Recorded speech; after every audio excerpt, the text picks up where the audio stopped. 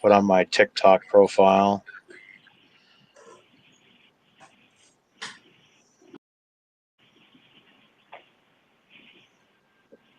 Yeah, inventor Michael just texted me. He said give him 1 sec.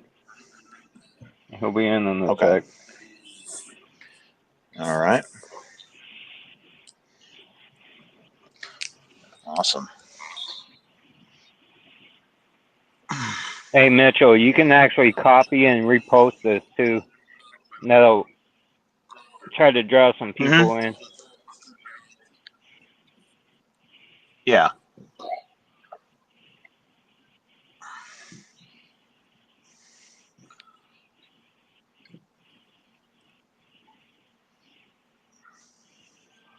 What's going on, Mr. Inventor Michael? How's it going, guys? Pretty good. We're just Good. trying to get the space going and trying to draw some people in.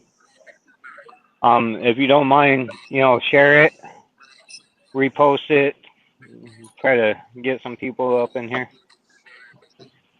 Yeah, It's the a people Sure. keep filtering in. Give me 1 second. I don't have many followers on that 'cause I don't know. I don't know You why. can share it on other platforms too. Sure. Oh, I can tell you yeah, why. I know. yeah. You We want to all know know why? why. Yeah, They don't want you to you I to be know why heard. as well. Yeah. Yes, I'm aware. we're probably going to get nannered for doing this, but hey, this is what it's all about. Yeah. Yeah, I we gotta all be got honest to with you. work together to help us get these messages across. That's Yeah. exactly what we're Never doing. attribute All never right. attribute to malice, which can mostly be assumed to be ignorance. Like I honestly think that they think that everybody thinks they're suppressing me, but I honestly think it's because they're not really wise enough to understand me. And I mean that. I mean that. And there's a Yeah, possibility of I can that understand where you're too. coming from on that. Yeah. I wish that wasn't the case. I'll be honest with you. I've tried. I've once made a video with a battery on my head to try to explain independent battery driven electrolysis. Like I literally had it on my head, and I still got comments that didn't understand. It was wild. It was wild. Oh. Yeah, it's because it doesn't fit what everybody's used to. You know, No. everybody's used to the mainstream selling us the technology. They're not Hmm. used to seeing independent inventors capable of creating things like what you've done. A whole new pathway to a whole new future by one person. Yeah, no, that's not something they're normally used to, and they have fought me every step of the way for it. Yeah. They're Um, yeah, they want to be sold, they want it to be sold to them by corporate America. yeah, yeah. Yeah, Yeah. pretty much, and that's fine and all. One of the coolest parts of this job has been that the technology that we've developed is inevitable. Okay, Yeah. so like there's a weird solace that occurs in the struggle of developing it when you know that there's no real other way for what we've built today to proceed, right? So like, we got a lot of truckers out there driving 2008 Kenworths and so on and so forth. Like nobody's coming for them otherwise. And so like real-time creation of fuel is the only way forward. So like I don't know, Absolutely. you just kind of wait it out and just wait for everybody to catch up. Absolutely. Hey Ignacio, if you can mute your mic, we got But some feedback coming from your end. Um, yeah, you also need to put out a PSA right now that you are not suicidal and that you will not be thinking about that anytime soon. Because yeah, I mean you're stepping on Uh, toes, brother. You're But stepping the, on the thing toes. is I'm really not. That's the thing is that I'm yeah. really not keeping the old trucks on the road incentivizes the old trucks to continue to use diesel. If I was going to 100% hydrogen, sure, but this will always keep the old Kenworths, the old Peterbilts, the old F350s, all of them that way. It'll keep humans building and running internal combustion engines for the next 300 years as battery technology gets better, as the hydrogen technology gets Right. better. It keeps us using oil cleanly, safely, and responsibly, and so it Absolutely. doesn't pull them out of the market that way. So really, like the doors that you fear, like the Chevron, the Exxon, the BP, the Black Rocks of them, I have knocked on their doors professionally. I now ding dong ditch them for fun. And like, Yeah. and the scariest part of my findings is that nobody cares. We All don't right. need them. You don't Yeah. need them, Uh, Michael. You I, don't need them. We just have to keep building your following, help you get what you need to scale as far as inventory of materials, helping you get word out about what you're doing. You're spreading, quite well on your own, but we want to be able to be here to help you as a trucking community, because that's an important part of our culture, is keeping those older trucks alive, because we don't like these newer ones. A lot of us don't. Mhm. They're putting unsafe technology on these trucks that are put on in the name of safety or for emissions, but are counterintuitive completely. Like, so for Yeah. me, like when I came upon you, this was about last summer, I want to say, when I noticed your account.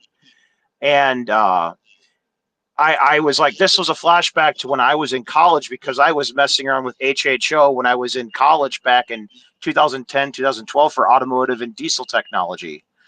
And I remember scaring my teacher alive because I had system built out of mason jars, those old I Brown's do. gas generators, the old way of doing what you do. And then you had the plate cells came out, and Mhm. it was fantastic, because I had that exact same thought as you. Look at what we Mhm. can do with all these older vehicles. It's great there's new technology that comes out, but we can't just throw all this away, because that would not be good for the environment. You're talking trillions of dollars of investment, Yeah, trillions of but dollars yeah, but spent on trucks. Michael, yeah. check this out, right? Check this out. The problem is not that you are still using those things. The problem is you are dipping into their penny bank. They don't want you to get 30 miles to the gallon in a diesel. Okay. They don't want you to get 100 miles to the gallon in a pickup truck. They don't want that. That's the problem. But they want to keep you. I mean, so look at all of the electric. They want to keep No, you look at down. all of They the. want to Look, keep you no, they down. want to just ignore it. I promise they don't even know what they're doing. And because, like, look at all of electrification. If what you just said was true, they would have killed Tesla, the car company, long ago. They would have killed BV, the Chinese manufacturers, all of them, everybody with their hybrids, and they would have never let the Prius exist. Like, it's not that. Exactly. It's really, really not that. Right now, right, But you're missing the overall point though. The overall point is technology that's coming out. They don't want the yo, you cut out. Yeah. Yeah. Well, Yeah, we can sit don't there and want those older have vehicles. that whole thing, but yeah. So, Yeah. so let's talk about the F-350 that we just built and some of the findings that we found. hmm Okay, so we've studied both, and the newer trucks, they all kind of run on this highly regulated system. All right, and so we found something hmm really disturbing, and I wasn't sure if I was going to share this, but there's only like a few people here, so like it's not going to be the end of the world Well, for me. this is recorded. Yeah, This is recorded. that's okay. yeah. That's okay. So we learned that the emissions controls. So when exhaust gas temperatures of a modern truck, a new truck, go too low, it actually injects diesel on the exhaust stroke to keep the combustion temperatures up. Okay, so Correct.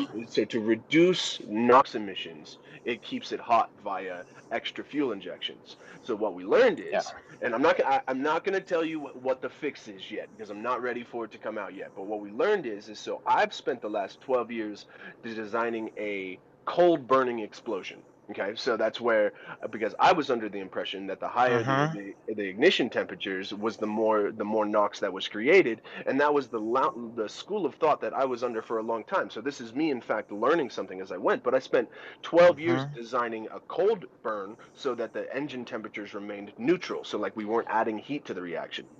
So Yeah, yesterday, I know exactly. yeah, I know exactly what you're talking yeah, about, because I've spent years of research in the fuel catalyst and fuel additive market, mhm, researching, experimenting along with that, and always wanting to merge those two things with the hydrogen hybrids, mhm, because I believe it can mhm, help the overall combustion achieve a higher overall efficiency. yeah, Because these, I mean, and then and on this whole topic, the all this emissions is so reactive, when the proactive thing to do is just to fix the fuel. mhm, mhm. So that's what we were learning. So what we also learned is that the 2024 fought our system because the hydrogen was burning cooler than the truck wanted. Okay, so I have a fix for it now, and I'm not going to tell you what we're about to do, but I am going to tell you that it will take the upper limit of what I thought was possible with this system, and it's going to launch it out of a potato cannon 300 yards further than I ever thought, if that makes sense. So what we're about to It does do make to sense. what we're about to do to these engines from here. So like X-Fuel is cool. So if you look at it like a Pokemon, which is a weird way to look at it, your little mason jar fella was a tiny little, the first gen of Squirtle, okay? All right? Then we have Right. me with the middle ground of battery-driven pumped electrolysis plus carbon. All right, so that's the middle one. And then what we just learned. Wartortle. Yeah, Wardle, that's the name. And then now what we're about to make is the Blastoise of fuel systems. All right, we're talking like where the limit is Right.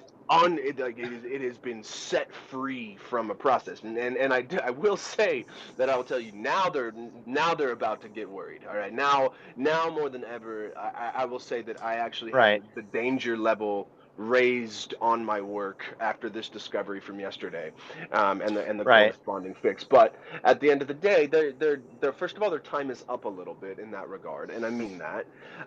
Where like they've made billions, trillions of dollars off that, and they off the backs of people trapped in their cabs, working day in and day out, and coming out the end of a month with nothing to show for it, and so that these people can have yachts. And I say at the end of the day, like if, and I've said this before, that there's nothing more important than getting this problem right for that exact reason right there. Like those people, So you can restore profitability to the trucking industry, which yeah, desperately needs it right now. desperately. Desperately. I've had people calling me crying to sell them a system, and it wasn't ready. Cindy was her name. I'll never forget the call because she spends her life trapped in a cab and said, "I'll do anything to try." And I wasn't ready to sell it at the time to Cindy, right? It was like it was a complicated system, and I didn't want to break Cindy's truck because then I've really screwed her, right? So I had to go through a whole testing and development sequence for getting it ready. Yeah. Now we've just about approached readiness for Cindy, right? So for everybody. Now I have my own problems in front of me of how there's probably 10,000 people that have hit me up wanting the system for their truck. All right. And I probably deflected, and I mean it, $250 million worth of sales because I am trapped in a barn. Right. So I couldn't get them to really commit to a pre-order system, even though that would make the logical sense, because Yeah. when they asked how long till I get it, I say, I don't know. That's I want to make it my mission to help you find connections throughout the industry, government grants, whatever we got to do to help you get what you need. Like, I want to be here to help you out. I appreciate that because, and I mean this, the point I was headed towards is that there's actually nothing more important.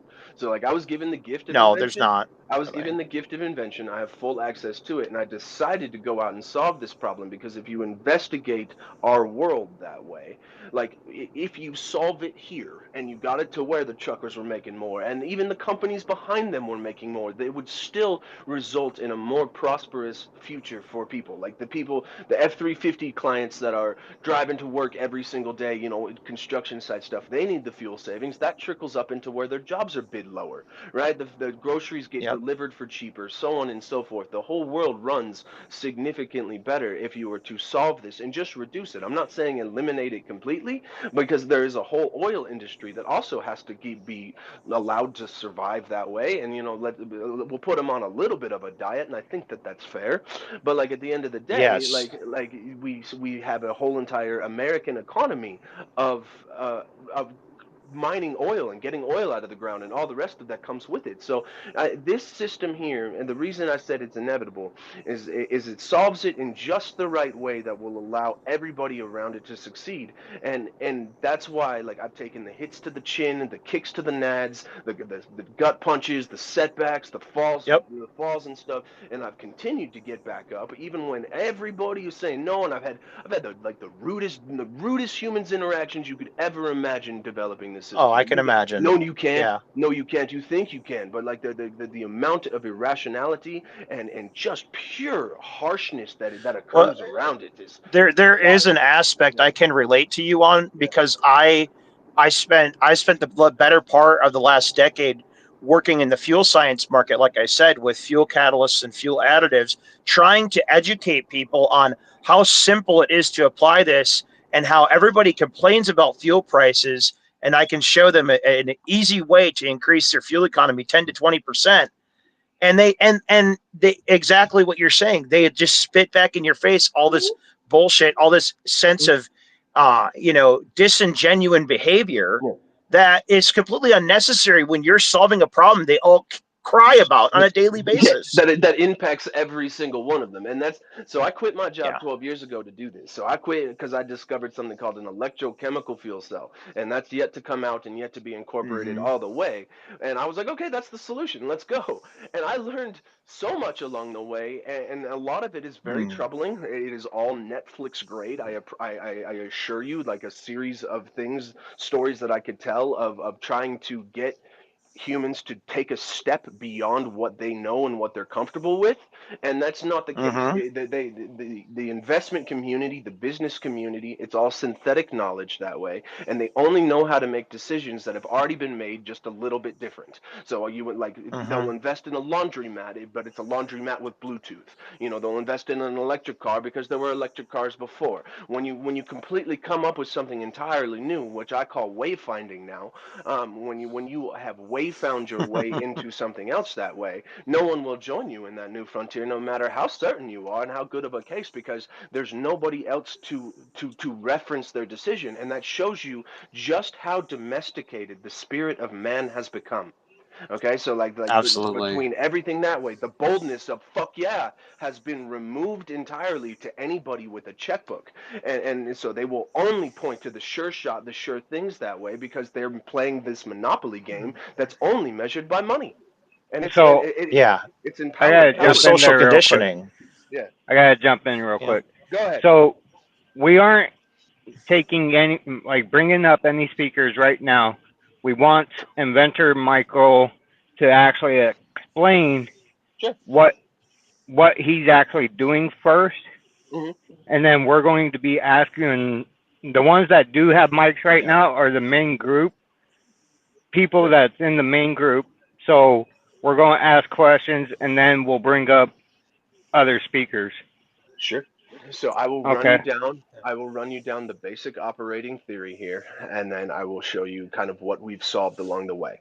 So the gentleman here mentioned mason jars, where a device is plugged in to the hood or to the battery under the hood of a vehicle, using the vehicle's energy to separate water into hydrogen and oxygen for 20 or 30% gains.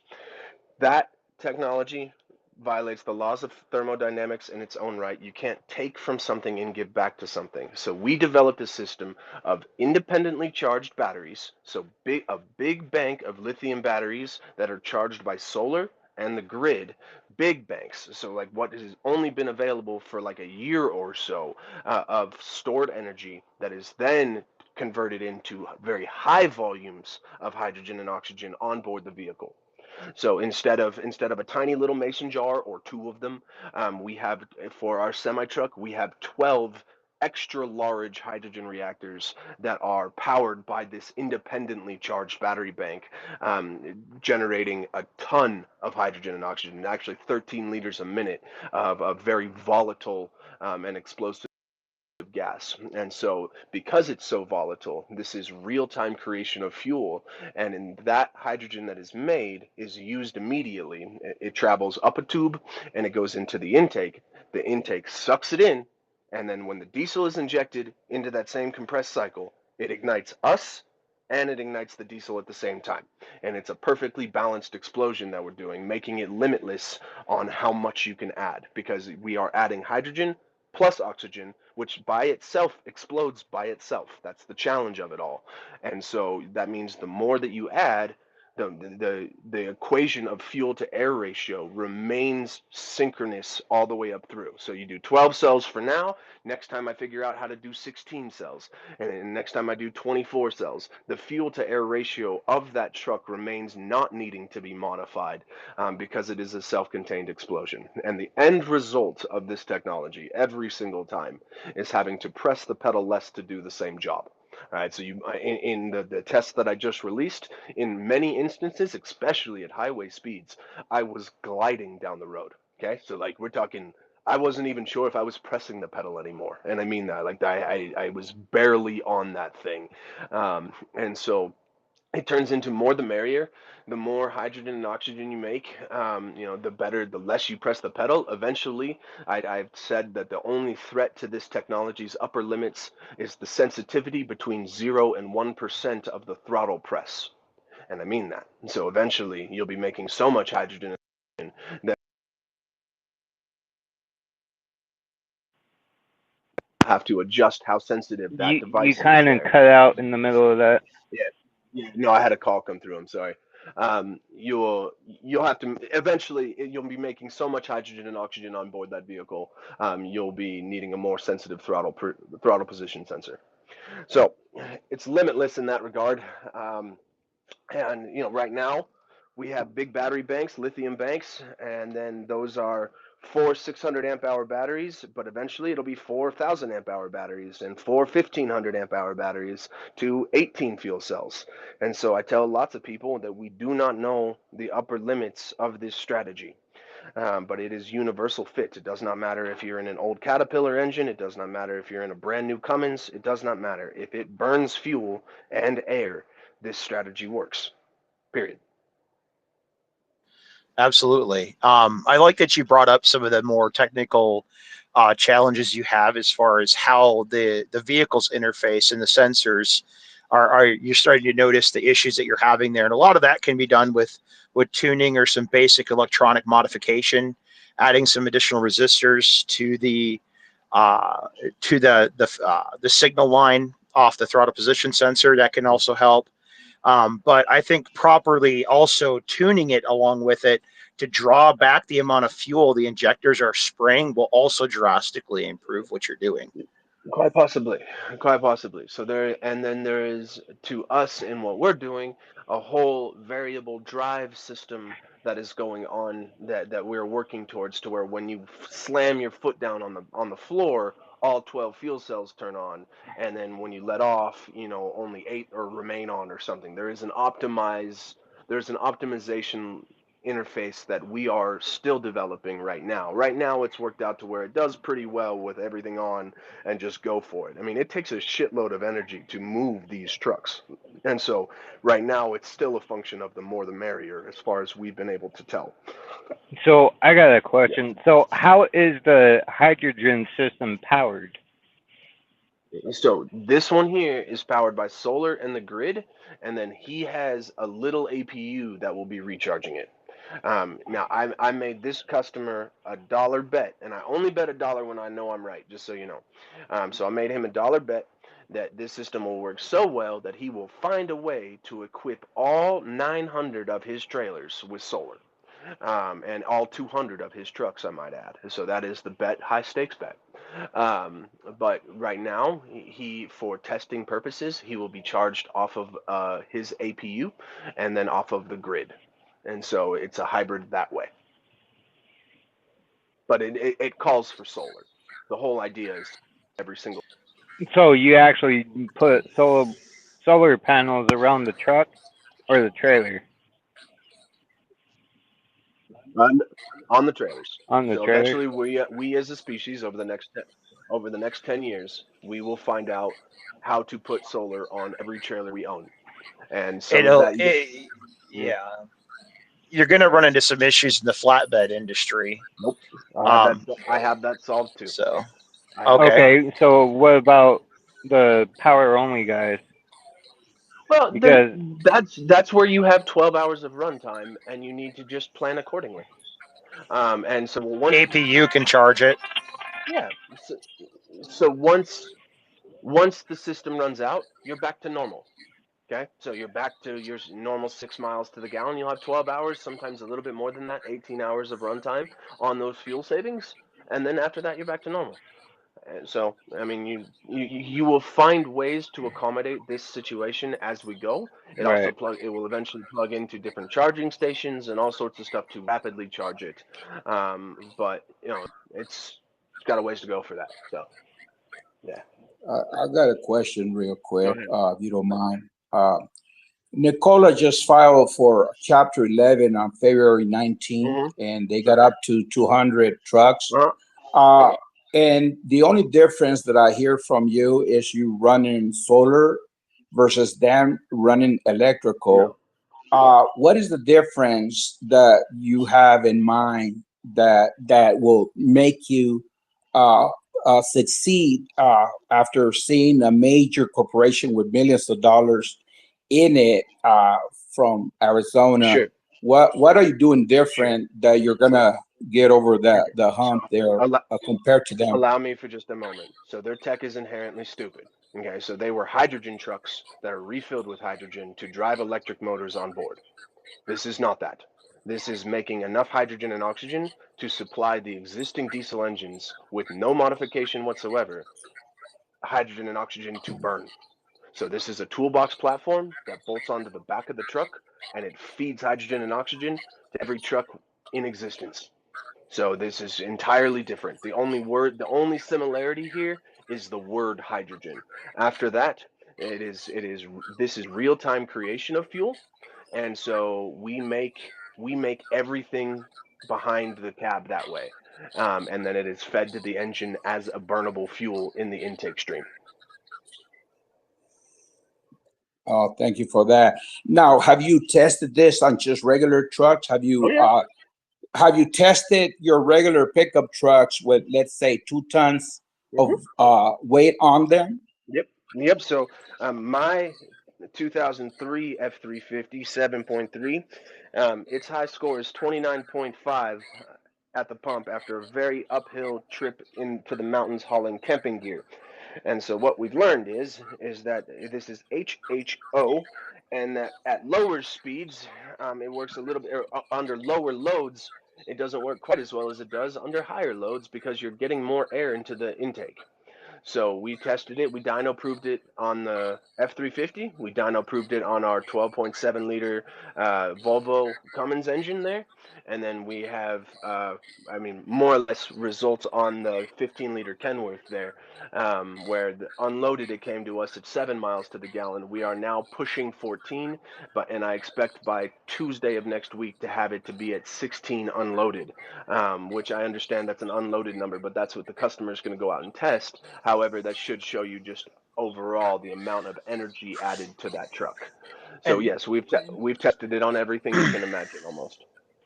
Oh, now thank you. that's a bit different between the testing you did on the Kenworth and the testing you did on your Volvo, because your Volvo was like 27 empty. Yes. So I think the computer might have something to do with that, the onboard. So well, the So I Volvo is got a lighter. Go ahead. sorry. So have you actually tested it with the load as well? Yeah, so on my truck, on my F350, I was hauling what I call my auxiliary trailer, and I was hauling firewood, so quite a bit of firewood at the time, and that's our results were higher under load than they were not under load. But on the semi trucks, no. This is the one that leaves next week is the first full-on test that way. Oh, okay. And So yeah, you do have it set up to actually test with the semi oh truck yes. with the full Yes, load. so this is going to a gentleman that is a OTR operator himself, and so he'll be hauling full loaded weight the entire time and providing us all the data. Nice. well, and you've done some polling with your trailer farms, haven't you? No, sir, I have not. You would think I Okay. have, but I have Oh, not. okay. Because I thought you had said in one of your videos you've seen like 22 with it loaded or something like that. So No, okay. 19.1 at the pump, 27 high scores sustained for 45 minutes in the Volvo. Those are the numbers that I've said because that's what happened. Yeah. Thank you. Another quick question. Mhm. I know we've seen the challenges with the electrical vehicles Mhm. during the storms in the winter up north. Have you tried your technology under snow or storms? Yes. So I'm in the Colorado countryside. I basically operate on Hoth. I don't know if you know where that is, but this is basically Hoth half of the year. And so all of our systems are heated, they are insulated, and then the water that's inside is not normal water. It is enriched with electrolytes, if you would. It does not freeze at normal temperatures. So, the heaters are more than sufficient to keep it warm in Canada, and the insulation keeps that in there at a very energy efficient way. And even if it were to all fail, they're engineered on a drain back system to where it will always protect the fuel reactors. So when you shut down, they drain, and that's super important to understand. So it'll keep the primary investment safe. So, but we Thank, take great precautions the rest of the way. thank you. Yes. Do you actually That's know the freezing fantastic. point where it would actually freeze? About -10. About -10.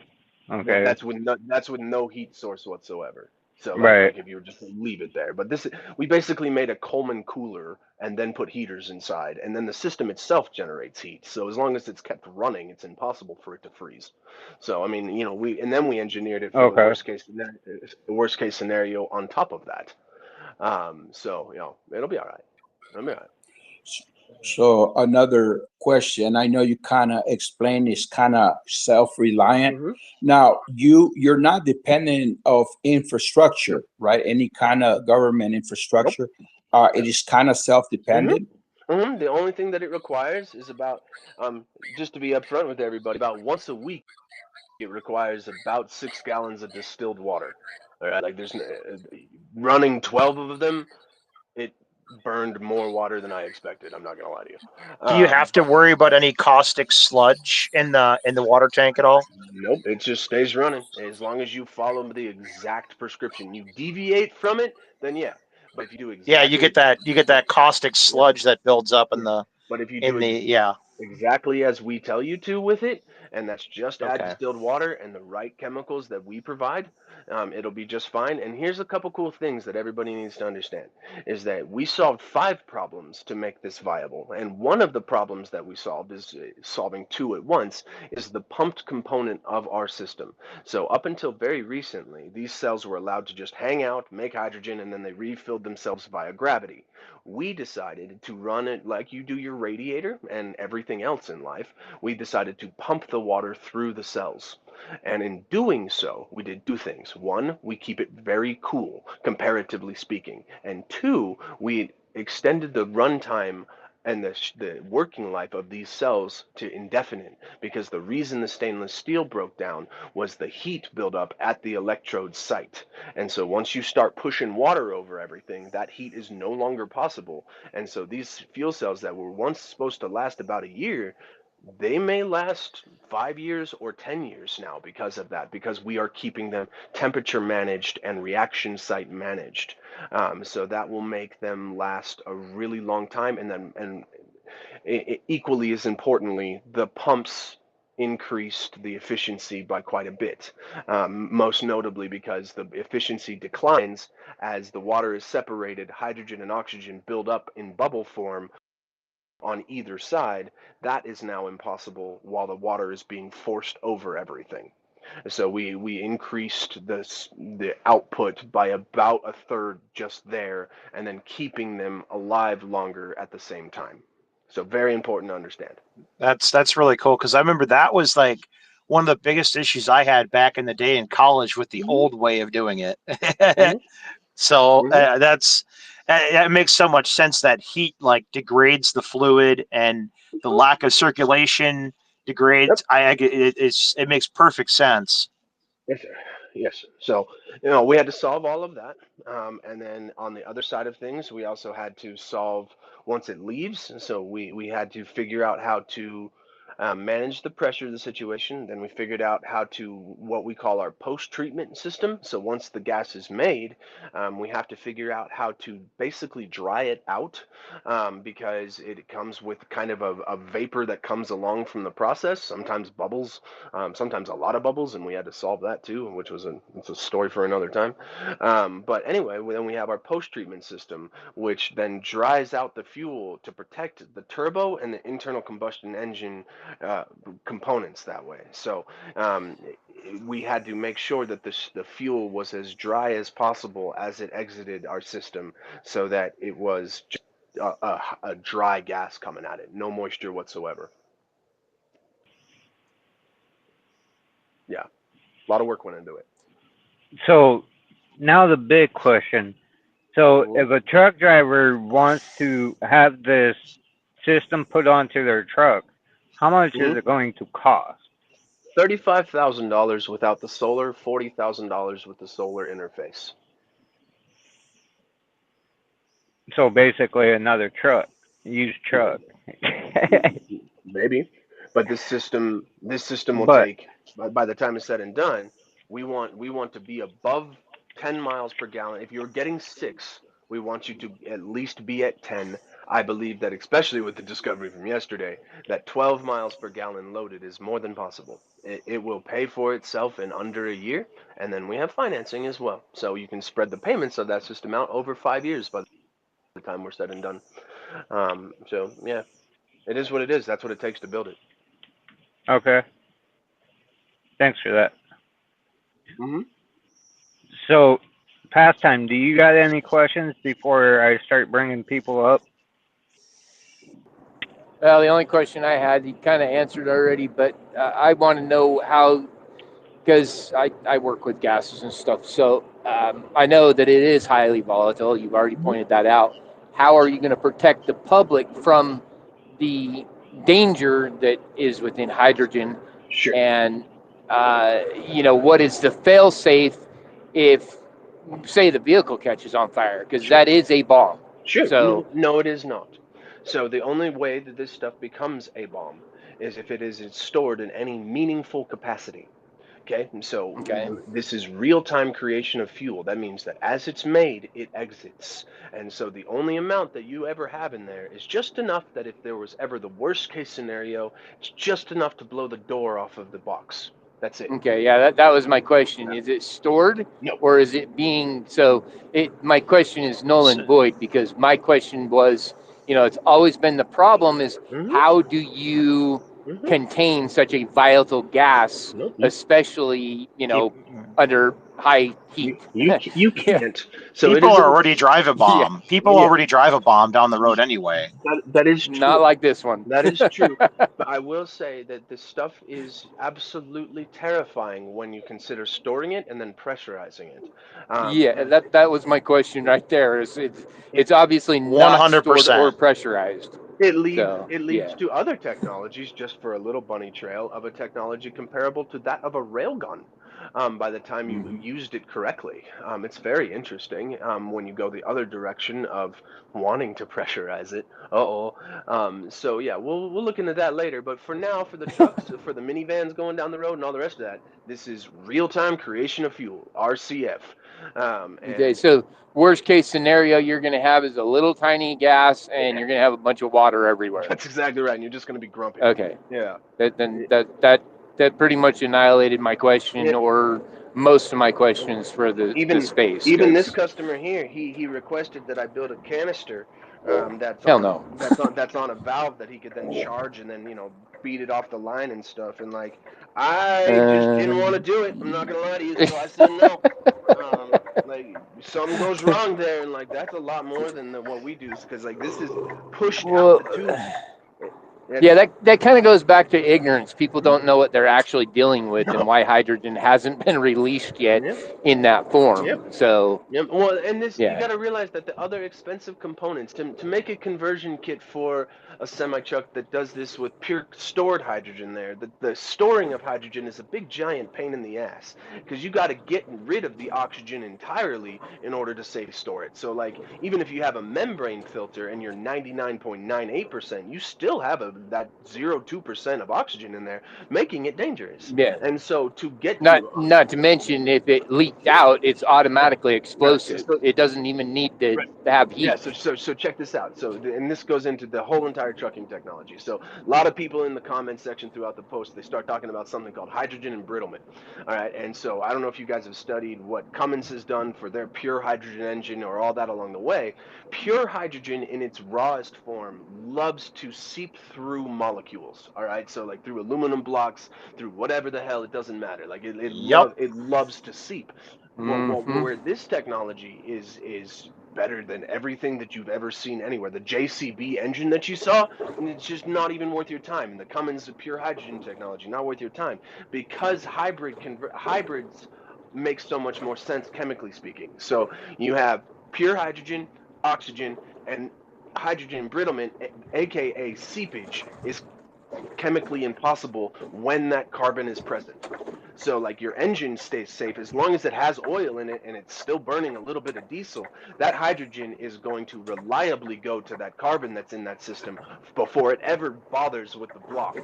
Okay, so Right. they've spent all this time, Cummins has spent all this time building hydrogen engines that way, solving beautiful metallurgy problems that way, and tons of other problems, all of which were irrelevant because they could not figure out how to make enough of this shit on board to ever make a difference. And that is how we fixed it. So they will be very grumpy with themselves. They've all wasted their time, and I'm sorry, but they have.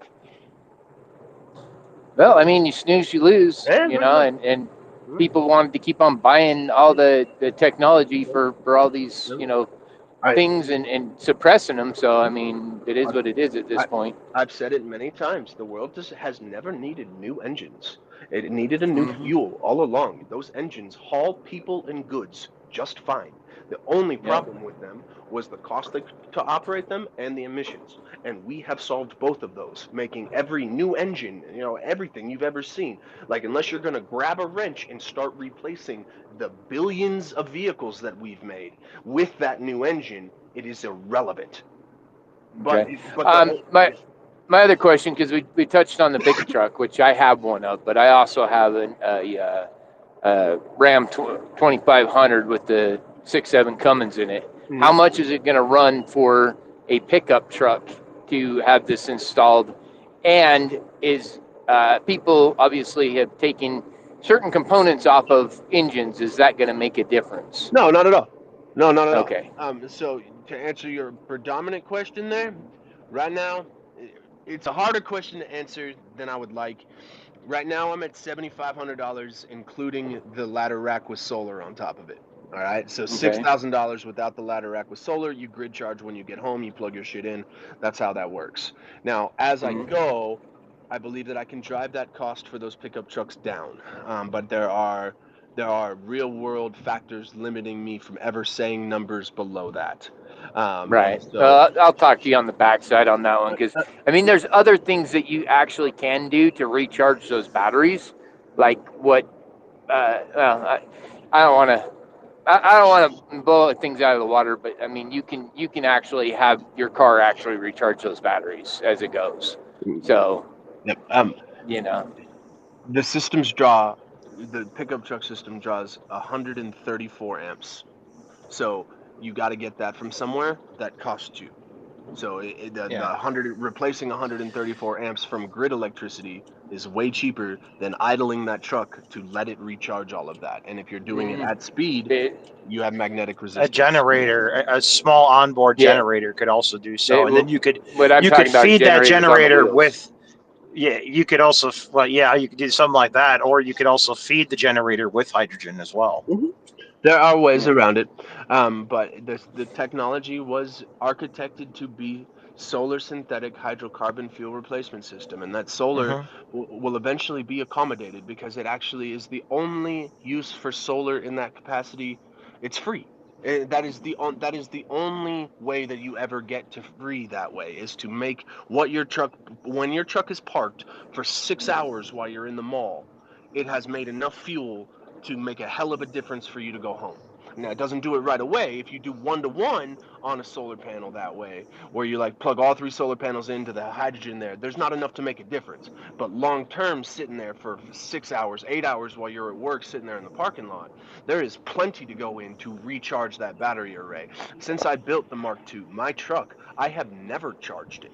Not once. It has remained charged by solar, and that means every single time I've gotten in and driven that thing, it has been from the sun. And so all the savings that we've had in there have cost me absolutely nothing. So we will, as solar panels get better, and they will continue to get better. You could even put like a Hey. you could put like a little pop-up windmill on there. Use the But wind. So, Michael, hold on, you're MAGA. hitching your wagon to a Hold convicted on. pedophile, which is Michael Johnson, past pepper change, and then a convicted child rapist, which is Chris Bennett. Okay, Are you hold hitching your on. wagon to those guys? Say Who what? is that? Is that who you're, Michael Johnson, past pepper change? Who are you? All right, What are you I talking got him. about? I got him. I already took a picture of him. What was he saying? He's okay. His He's name a is troll. Narc. He's actually a troll. He's actually like totally. He's a punk, really, and his family works at the Ohio Institute of Medical, and I'm getting ready to call his people that employ him or his dad or whoever it is they employ, because we've already tracked him down. He actually came in and he was trying to be one of the other people, which is Cooper, and yeah. So, but yeah, he's a little punk. You'll know him as Narc or what's the other one? I have to think, but I'll get the rest of them. But I'm about tired of him, and he's been bugging us for like 2 years because of what we're doing. What we're actually doing is trying to change the industry in a whole and give all the money back to the truck drivers. So they're pissed, and he has a broker that has put him up and paid him to come in and do all these things. But yeah, he's a punk. His name isn't Chris Johnson by chance, is it? No, it's His actual name is William Craven. William Craven, and his dad or him either is a assistant professor at the Indiana Institute of Medicine, and we're getting ready to ruin his life because we're done with it. Like it's enough. I care not. There was a reason I asked that Yeah. question, but I'm not even going to share that. So, Yeah, well, it's probably one of his buddies. Just to be honest with you, like they've got a whole troll group that goes around, and anybody that has a real good idea, they're out to destroy it because they don't want their little pocketbooks messed with. mhm. So, But, MAGA Media Group got- actually did have a good question. Yeah. How do mechanics fix these trucks on the road when they don't know how? Well, they will know how. They're not as complicated as they sound. Right now, it's very difficult to conceptualize. First of all, so like it sounds like space technology right now, but really, it's a bunch of hose clamps and some pumps and stuff. All right, like it boils. Okay, who let more than one speaker up? That's what I want to know. I did. We had some. Okay, well, The rule how am I was supposed to know 2 who to people. kick? No, one. No, That way, when he came up, we knew who it was. it was. I kicked MAGA. I kicked MAGA because I didn't know who was who. Yeah, it was the Franklin guy. One. MAGA actually. It's actually 2, but whatever. Anyway. It's all right. It was the Franklin guy. To answer his question, eventually they will have the expertise to be able to make moderate repairs. Okay, if there were any, we have designed it to not need any, and I mean that, but that doesn't mean we're completely right. I think everybody says that, don't they? I'm sure. So it should be close to maintenance free, and then the rest of it's pretty much inherently easy once you have it. You kind of understand what's going down, and then eventually I would imagine that we'll have service centers around the United States, provided we get out of this idiocracy timeline. I'm not sure we ever will, but in the right world, we'll have install centers and service centers. I don't know, buy out Jiffy Lube. I'm just kidding, but kind of not. Yeah, I swear we're slowly but surely falling into that whole movie narrative. We're actually on the timeline. It seems it's kind of terrible. Yeah, it is. So, yeah, that's the system in a nutshell. And cool part for this is that it goes semi trucks is my primary focus, because I agree with you guys that the trucking industry has gotten its ass kicked for far too long, and nobody's trying to do a damn thing about it. And I mean that. They just ignore the problem. I am case in point that they just ignore the problem, okay? And then this goes to the rail industry and then the cargo ships as well. It does the exact same thing. So that's my job. One last question here. Is your design as a new product or retrofitting or like gliders for trucks? This is a retrofit kit. You buy the box, you show up here to my facility, I install it on the back of your truck, you leave a hybrid. Awesome. How much guarantee? Right now, none, because it's still in its experimental phase. By the time we're done, there'll be 100% guarantee. There'll be a money back on the bitch, once I get going. So we're still in the testing phase right now, but like our results are pretty good so far.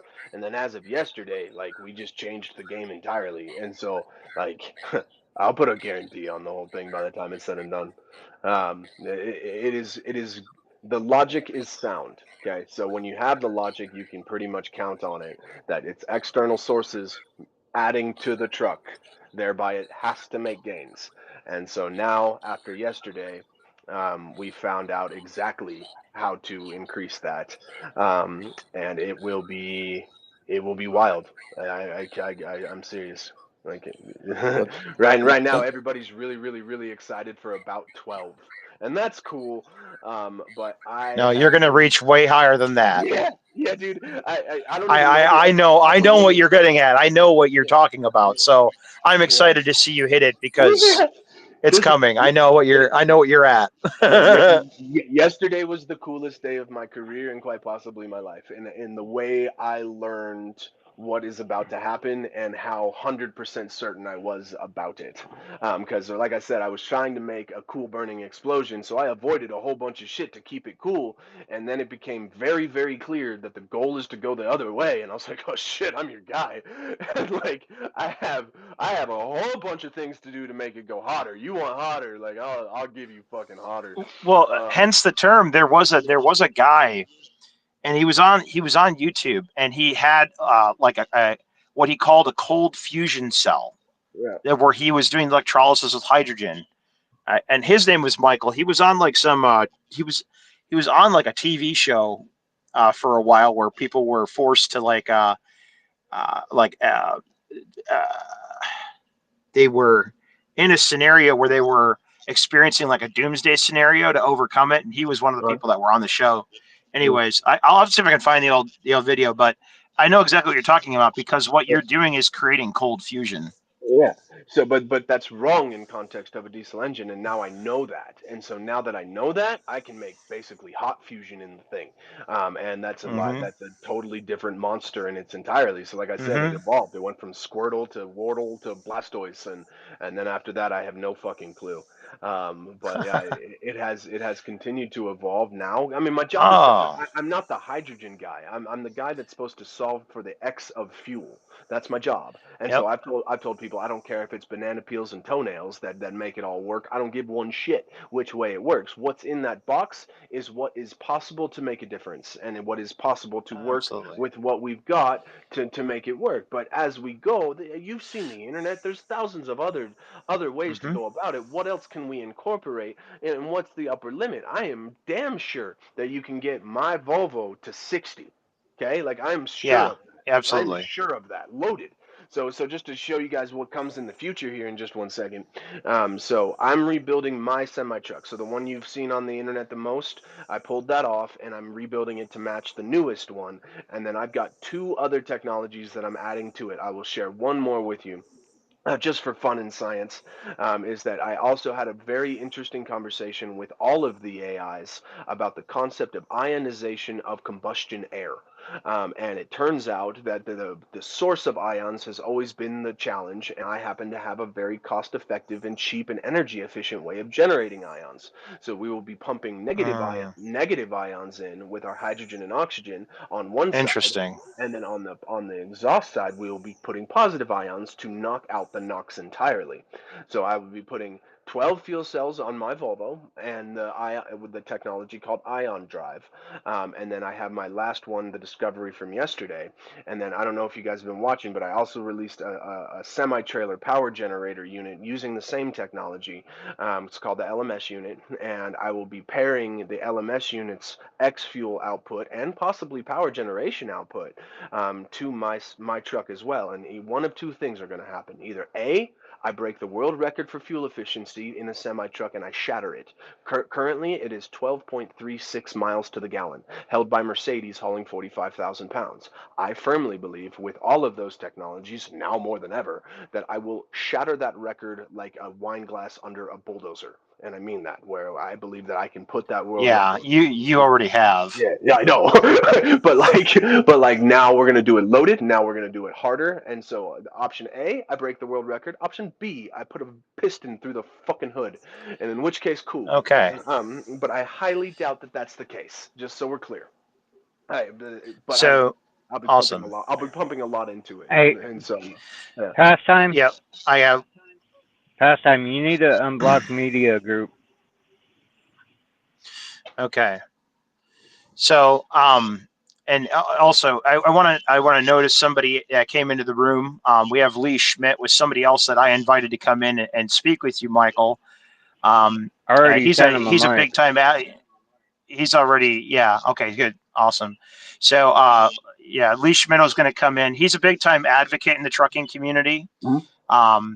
And I've worked with him personally myself, and he's a great guy.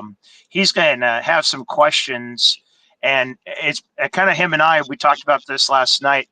Some of the different things as far as in the flatbed world, you may or may not be privy to that may, there may be some obstacles to overcome as far as the application. And so we're here. We want to be able to help you on that aspect. And so he's going to have some questions once he comes on in. Okay, hello. Sorry I'm late. That's okay. I forgot about it, Mitchell. I didn't hear the beginning. I saw your videos that you have it designed in a headache rack. Yes, sir. How much space does it actually take up for those of us that have headache racks on our truck already? Because we do open deck. Sure. So there is going to be a growth period where you will have to buy the under frame rails stuff, and we cannot separate it out of the headache rack. So either you will have to get creative with how you get your storage that way, lighten your load a little bit perhaps as well, or that's that. It has to take up the amount of space that's in that headache rack. So you will find alternative means of storing your stuff that's in there now. No, Yep. I do heavy haul. Yep. So how much space does it take up is what I'm asking. It takes up every square inch of that headache box. Okay. Yes, sir. Then the other thing, Mitchell said you were going to run a lot of solar panels to regenerate power.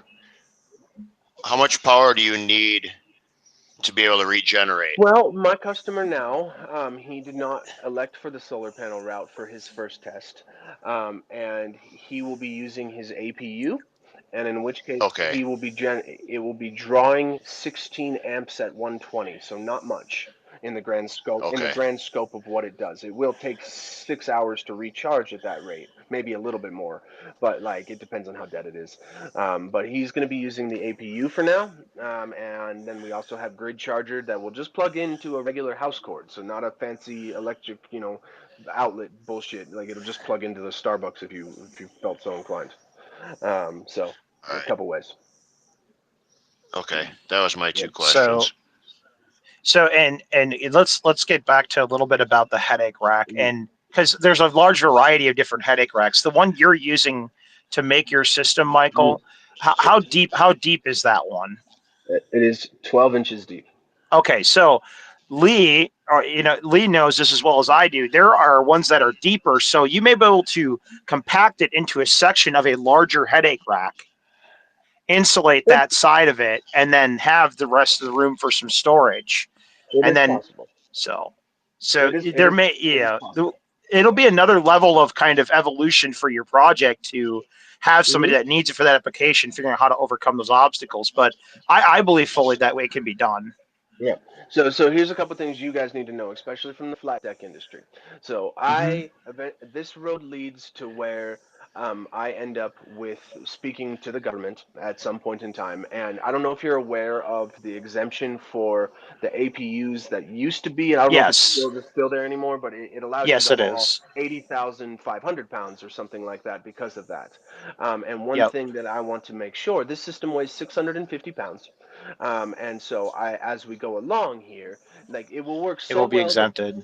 yeah, it will work so well that they will make room for it. Okay, so like at the end of the Yes. day, if they choose to block me, they should go down as terrorists. All right, just so we're clear. So like if they Yeah. just stop this system from going out that way for whatever reason it may be, like it is an act of terrorism and you'll be sued. And I mean that, and I'm not scared to admit it. And I'm not scared to go after them, and I fear them not. So point of that is in the regard to the flat deck trailers and all the rest of that. What I would like to see happen is that the solar array go underneath the trailer and extends out for when you're parked. All right, like I think that would be a fair, Oh, yeah. yeah, a fair way of going about it. But you would need the weight for the solar on the trailer and for it to all be okay. But solar's not that heavy in the first place. Um, so there's ways around it. Obviously, there's some science there, Yeah. and some On a trial and low boy error. RGN, you don't want it anything any lower Sure, because they already rub I, on train tracks and I stuff. I agree. But I think the APU system that like Lee has a really unique one, and we can get him back on here to explain the type that he has because it actually is it's a whole generator essentially, but has Yeah, it's a optimal generator. efficiency. So Like mine kits out 7 watts. mm, So it's a 7 generator kilowatts. slash, yeah. yeah. So you'd have plenty. It wouldn't even really notice the Oh system. yeah. I designed it to be. You wouldn't even need batteries, I Yeah. don't think, at that level. Yes, you would. You always need the batteries for our system. Okay. For our system, it will always Okay. take the batteries. That's it. It has to because you won't generate enough wallop off of that 7 kW to do what we need to do.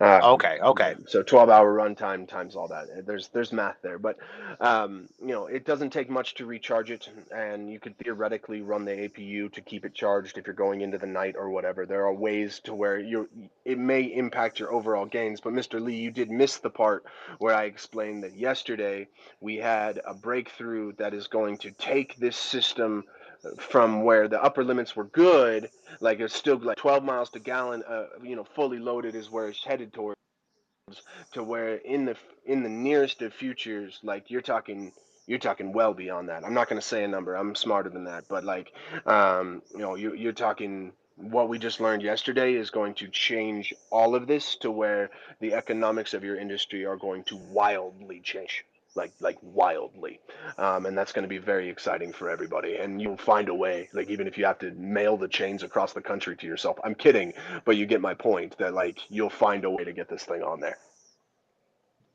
Mm-hmm. Yeah. Make a hood carrier. I don't know. I'm kidding, but like, um, like find a way because like I mean, what would it do to your business? So let's just run it through hypothetically. Your truck gets 5, 6 right now when it's hauling, a full load that way. What would it do to your business if you got 18 loaded? I average anywhere from 0.75 to 4.3 when I'm loaded. I'm so sorry, sir. I'm on the way. Yeah, he's in super loads. That's what Lee does. Yeah. So I'm on the way, sir, and I believe that what you're experiencing is an antiquated way of being, and we are doing all that we can to make this to fix this. Like, and what we've seen so far is that we're right on with it. Like we just got to keep going just a little bit longer. And like I said, like we just found a guaranteed way that's going to rock it. Like I don't know how to describe it any more than that, but like it's the coolest thing. If I was to tell you, it would be the coolest thing you ever heard. It's just I'm not ready to tell you yet because this is being recorded and I don't want it out there yet. And that's good because I remember sitting back in the 80s. PBS had a station out of Missouri School, and they were doing what you're doing with gasoline engines, and all of a sudden everything disappeared on that back then. Mm-hmm. Well, they couldn't have been doing exactly what I'm doing because Stanley Meyer. No, sir. So allow me just really quickly. So every story you've ever heard about this it takes exactly this to work. So independent battery-driven pumped electrolysis. All right, so without the batteries being what they are today, you could never store enough wallop to ever make a difference. If you tried to pull from the engine, you are always fighting physics. You are taking power from something, giving it back to something, hoping for a magical chemistry difference. But at the end of the day, you're taking from something, giving back to something. So Stan Meyer could not have ever worked because the batteries to support this technology just became available this year. So it's not possible. Yeah, it makes sense. So that's, I mean, so any of the outcomes that you've ever heard, the government coming for them, all the rest of that, there's no reason for that to have ever happened, because the physical components to make it actually function were not available then. And so I have a challenge with the whole entire internet. Every time this is brought up, they say this has been done before many times. I say, I will pay you. It went from $20 to now it's $100. I will pay you $100 to bring me another example of independent battery-driven electrolysis. And I still have my $20 after doing this at scale. And so I can assure you that those stories there had to be false. They had to be. There's no way that it could have worked otherwise, because it has to come from outside sources in order for the physics to not fight you. Yeah. Maybe what he was trying to say is that be careful, because the competition is vicious. Oh yeah. They might do everything to stop your projects. Maybe if I'm reading between the lines. Maybe. I will tell you, like I started this call off with, that with the discovery from yesterday, now we're getting into dangerous territory. Okay, so like it's going to go from where I was about to give you 12, maybe 15 in there, to now what I'm about to give you is going to be a lot more than that. Now we're getting dangerous. Okay, and so like I have in my leotard with my slingshot gone at these guys, not scared one single bit. Yeah. With your Volvo getting that 27. That was dangerous territory from what I understood. You're correct. You're correct. But luckily they have their heads buried firmly up their ass. And that's they have ignored me, brutally ignored me the rest of the way. And so it's fantastic. We are going to get into dangerous territory here in a couple ways. And I will tell you that after yesterday, the first time in my career, I got nervous. All right. And that's because I saw a pathway to doing something far more spectacular than I thought. And that's when I was like, okay, like, maybe we should, play this correctly and, kind of tread lightly for a second till I can invest in a whole shitload of security. Now, luckily for me, I live in the Colorado countryside. I got a bunch of guns. I got big dogs, come at me, I guess. But, then again, no, I should be careful. Yeah. Have you patented anything that you created for this project? Yes. So we have one patent that's been filed, and it was wide open in the patent office. That is independent battery-driven pumped electrolysis. Okay, so that covers everything. That covers from semi-trucks all the way up to the cargo ships, all the way through and everywhere else that way. Then we'll have individual intricacy patents, if you would, where like it's like different things inside of how it works. And then there's a few other additions that will also be patented. So by the time it's said and done, it will cascade as well. Yeah. When we can afford them, right? Right now we are absolutely broke. You have a good patent attorney, I'm assuming. I do. Okay, that's good. Yeah. Yes, he was hired by one of my investors / benefactors. So he's well paid and happy to help. So that works out. That's important. Yeah, I wanted a young guy. Just for the record, I wanted a young attorney, because like I needed somebody that was hungry. You know what I'm saying? To get after it and get it all. I didn't want somebody that was just going to run the clock down. So I got what I wanted. I got what I wanted there. Absolutely. One of the things you can do, I saw your video. If you don't mind, continue to keep us updated with videos that are kind of safe for you to do, not to kind of share your discoveries, but videos enough to encourage other drivers or to announce other drivers of your project, maybe kind of advertising the future, if you will. I don't know if the rest of the guys are okay with it, but I welcome it for you to keep us updated. not necessarily like just in talks, but in videos, which are very interesting to see. So I watched the one that you shared, and it was interesting. At least we're up to par with you, even when we're ignorant. I don't know much about technology like you guys, but it's very interesting to learn about the upcoming technologies. Yes, So yes, sir. those videos are great. So I had a conversation. So I started off in Castle Rock, and I used to have people in and out of my business all the time. And then I got kicked to the Colorado countryside. And when I had a gentleman here, very large African American man. So he was like 6'5", like very big dude. And I was like, I'm gonna blow this dude's mind. He was coming to deliver one of my solar farm units, and I was like, I'm gonna show this dude. And I'll never forget it as long as I live. I showed him our semi truck like right when it was done, like right when I was like the most excited about it as well. And this very large man broke down into tears because he said, I did not know anybody was coming. And I'll never forget that because, this is a guy that spends his life trapped in a cab, and, he just takes it to the chin every single day. And I know that gentleman drives around right now with hope in his mind that he met some crazy guy in the countryside who is working to fix this. And so that's why I continue to make the content and keep people updated. Plus, a lot of people are interested in it. But I firmly know that I have it here. So like, unlike other technologies where they're like, oh yeah, well, kind of like this one here, it can brute force its way to victory. Like, it is a function of dollars and research money, and it can Yeah. it can brute force. So like, I know that the industry right now, all I can offer the industry is hope. That's all I got. You know what I'm saying? I can't build Yeah. them for you. Even if you want one right now, I really can't. I remember feeling that way when I found you last summer. Yeah, dude. Yeah, dude. Yeah, so I mean, like, that's all I can offer. Like, right now, I got this little tiny barn. I got an expansion plan to be able to offer them.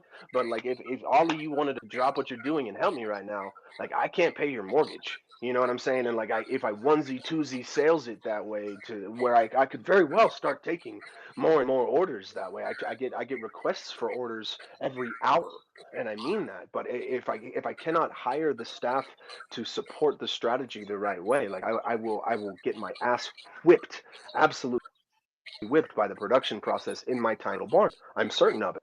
And so, like, like I told these guys here, like, I've deflected, hundreds of millions of dollars of requests to there, which would have all stacked up. But if I took them all to do that, like, I couldn't deliver on them. And so I can't do that either. So the only thing I can do right now is two things. I can be the hope that way, that there is actual provable hope on the way.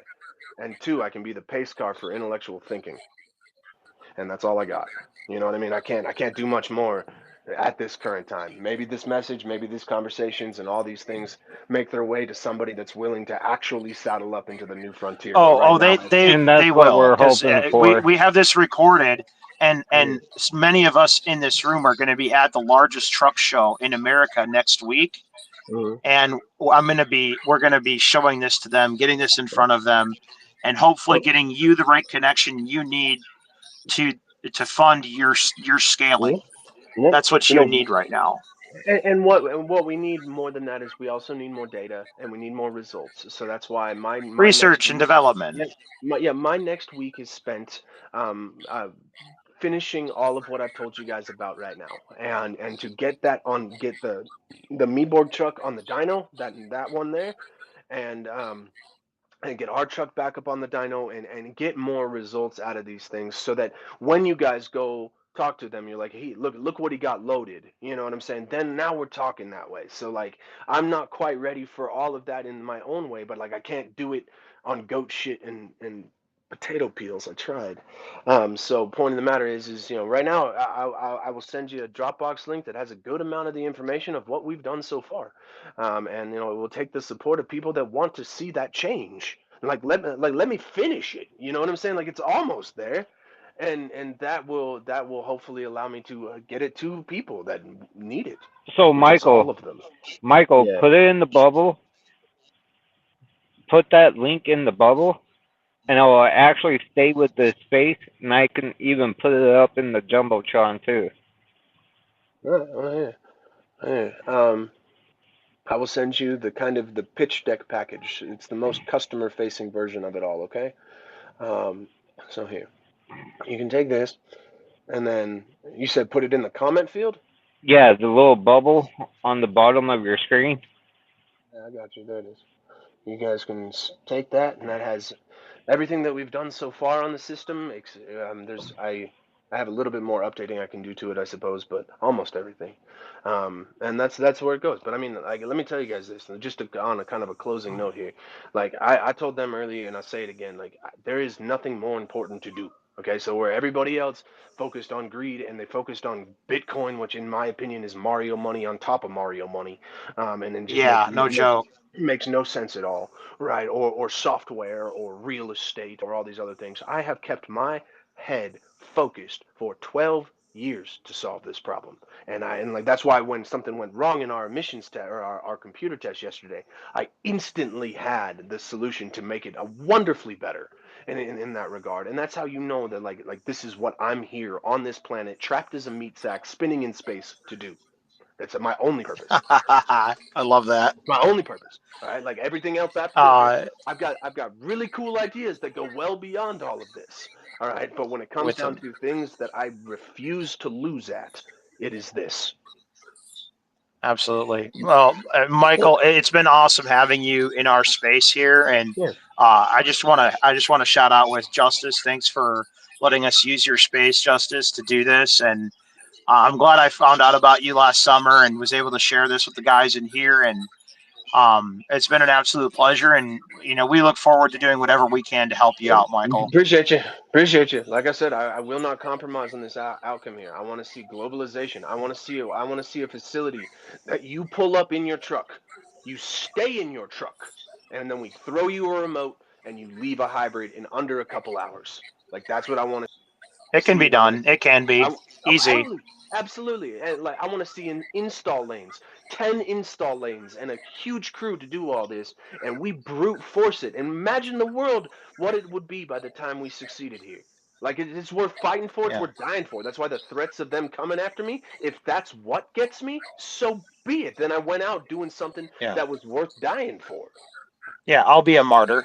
Yeah. Yeah. Yeah, like if that's what it takes, but you know what? That's not the world. That's not how it's going to be. I have been. Yeah. One closing note, I suppose. I have been blessed this entire time, and I mean that. I only ever get exactly what I need, never what I want. Exactly what I need, so that this all works out right as it should.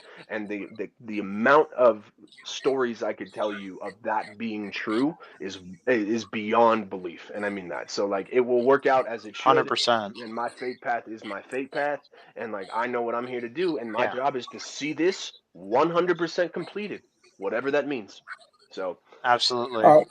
So just one quick note on what you're saying, Michael. You mentioned 10 lanes to do the job there. Your product, since it's retrofit, it reminded me of the reefers from California being in compliance with the emission laws. yeah. So what they did for years, they were having these groups been trained to apply this retro kits into the older reefers. And once a few people got the proper training to do, there was plenty of shops installing them. Maybe just throw this your way. Maybe that's a good way to kind of expand your product a lot faster. We'd license it out to shops to install it. Well, that's the thing about this system. The hardest part, 96% of the effort is in the building of the box. All right, building of the system. Installing it is as simple as a reach forklift, a couple wrenches, and it pops on in an hour. So like there are facilities around the world that have been like, I'll be an installer for you, and like really, like sure, you know, if we get production going to where we've got them just rolling off the shelf, fuck yeah. I mean, the more the merrier in that regard. But, and you can make money off the licensing. Oh yeah. To do it. Oh yeah. Too. And when FedEx realizes that this is for real, like I'm going to install a 1% fuel savings royalty for life from them. Okay, so that's how we drive the cost of giving them to the mom in the minivan down.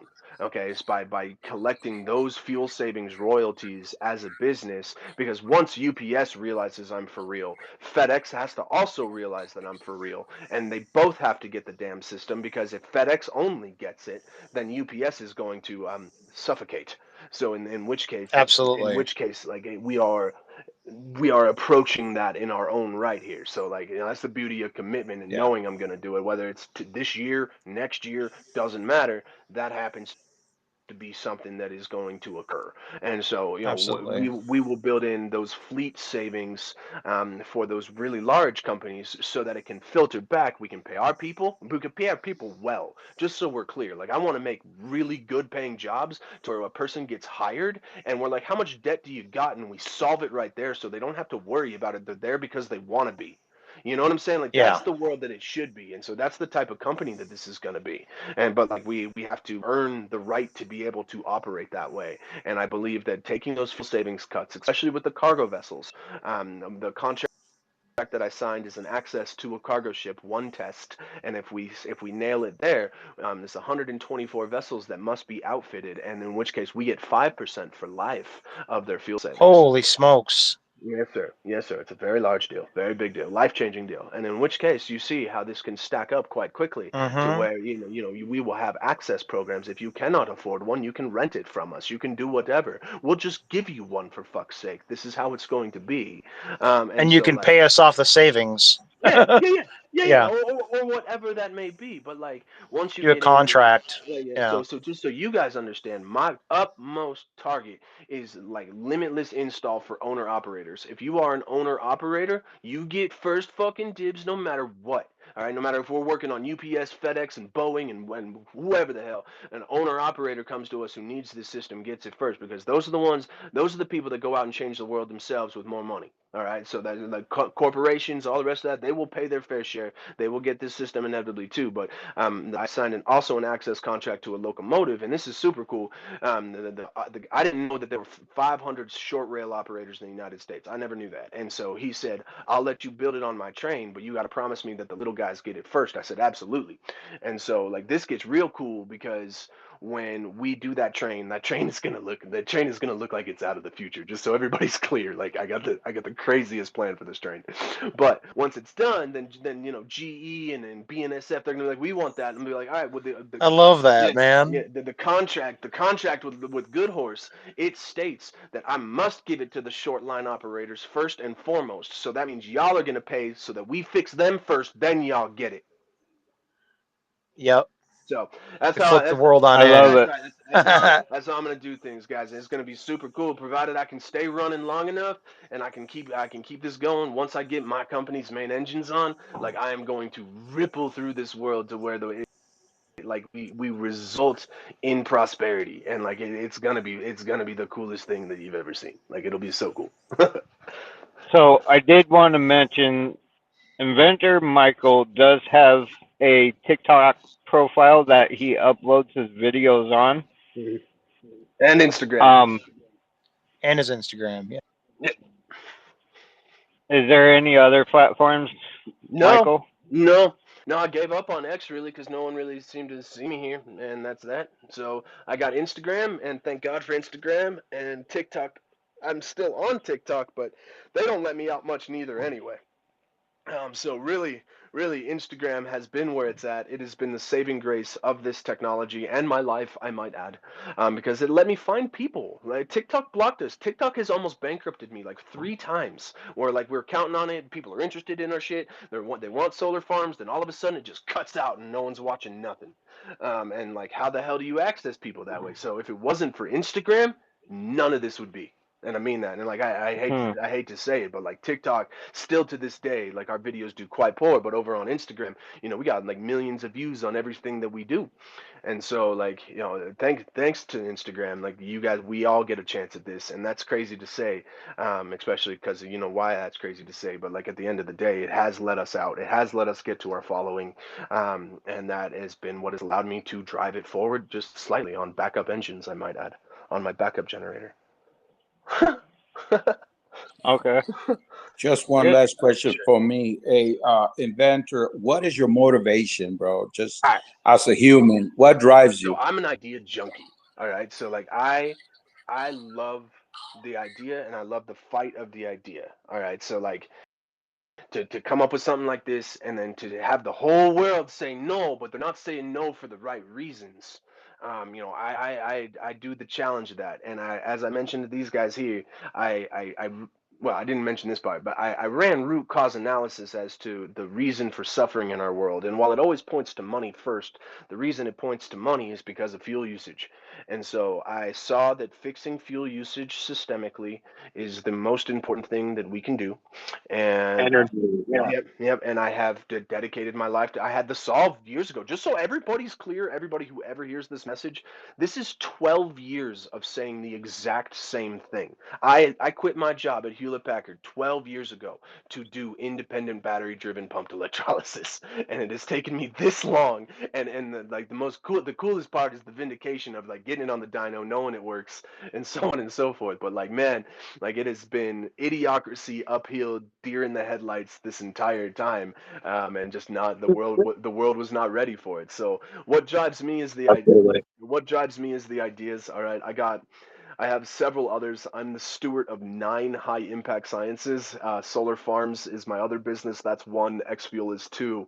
And then there are 7 more that I am charged with bringing to this world. And so my job is to see it done. I've tried to quit. I can't. And that's that. So I am this. He's Thank you, he's Paul. he's gonna surpass Mr. Musk. Oh yeah, dude. Without even once I'm set free, absolutely, absolutely. And Yeah. I have been made so much stronger through the fight. Yeah, like you don't even know. Like if you would have talked to me 12 years ago, I would have been eaten alive, right? But like now, I'm hardened by this entire uphill fight this way, to where I know what I know, and I'm sorry you don't get it. You know what I'm saying? And like I know how I know, and that's super important.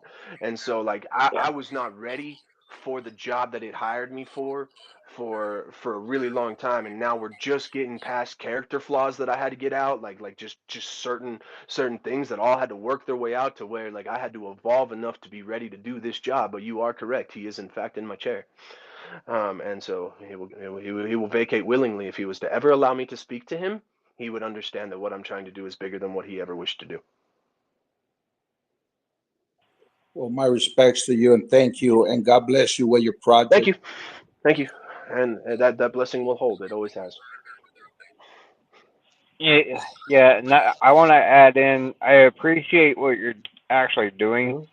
You're a very smart man, and you're doing something great for the economy. I want to see I Yeah. want to see the people not suffer. The truckers. I know that.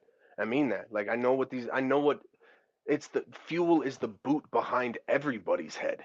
Like that's the world hasn't really figured out, but like Yeah. it's the grind. It's a huge Yeah, part. It's a huge yeah, part. it's the grind, Yeah. baby, grind. Get the money that way to keep the vehicles running and all the rest of that stuff. And I want to see that solved. I want to see that solved. And right now more than ever, I am 100% certain that we have the key to doing so, like 100%. So Yeah, and we're gonna help. We're like I said, we're gonna help you navigate through this industry with the connections we have, and hopefully those connections lead us to what you need for your facility to grow, so you can have the proper research and development you need to finish out, and then for what it needs to scale to next. And I believe that within the connections that we understand from being advocates in the industry, I think I'm going to have a hell of a lot of fun talking about you at Matt's this year. Well, just do So, keep in mind. Do keep in mind. I'm going to give you a piece of parting advice here. Is that the most common mistake is the failure to differentiate independent battery driven. Okay, without that, Yep. without differentiating that, we get slumped in with all of history's failed attempts, and people are like, I already know what that is. Yes. So you have to say they are using externally charged batteries to make a shitload of hydrogen to do the job, and that's when they start to figure it out. Hopefully, and I mean that last hopefully, like hopefully.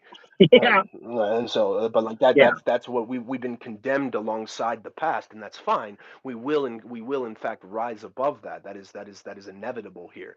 But in interacting with the public and interacting with everybody, like I told you in the beginning, I made a video of having a battery on my head doing the technology explanation, and I still had somebody in the comment section that says, just put an alternator in it. And I'm like, ah. So no, it doesn't work that way. And they're like, it takes more power to do it than you get. Well, so does everything. We're getting it from outside sources. That's why it matters. Yeah. So those are the parting pieces of advice to differentiate. That is what has stopped us so far, and that is the speed limit of understanding, and I mean that. So as you go speak to people, independent battery driven, and then just follow along on that, because the discovery from yesterday, I will be posting numbers that I shouldn't be posting. That's all I'm gonna say. All right. All right.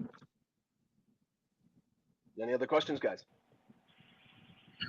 No, I just have one other thing to say, and then I'm going to close out the space. Cool.